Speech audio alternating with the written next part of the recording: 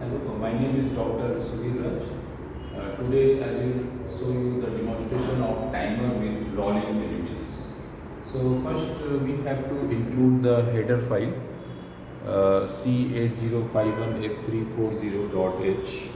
Then we have to include the delay subroutine. After this we have to include LED. Then P4 MD out, that means all the P4 pins are configured as an output, and timer 0 in mode 1, so TMOD, and then all LEDs are on, so 0x00. After this first LED is off, so 0xFE is written. After this second LED is off, third LED, fourth LED, fifth, sixth, seventh, eighth LEDs are off. So this is the code which is written here. So you can see how it is, the sequence is written like this. So this is the sequence in which all LEDs are first initially on, then first, second, third, fourth, fifth, sixth, seventh, eighth LEDs are off. After this there is a delay subroutine is also written here,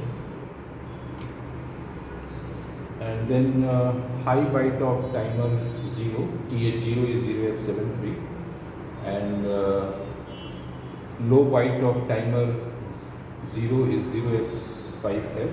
0x indicates that it is a hexadecimal number. Then we have to start the timer 0, so TR0 is 1, and then we have to wait until timer 0 overflows, so TR0 is 0. After this clear timer 0 overflow flag, so TR0 is 0, and stop the timer 0, so TR0 is 0.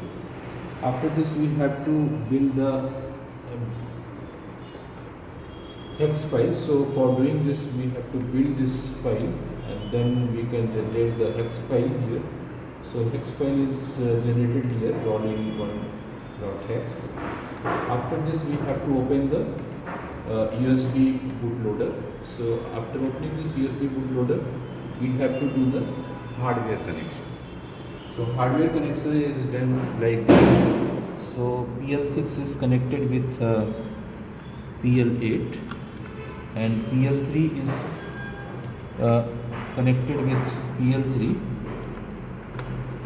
After this we have to do the reset button. After this we have to open this and then browse the hex file. So this is the hex file. After this download, then OK.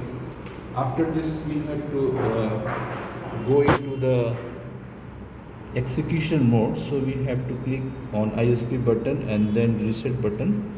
So you can see here the LEDs are rolling, LEDs is there. Okay.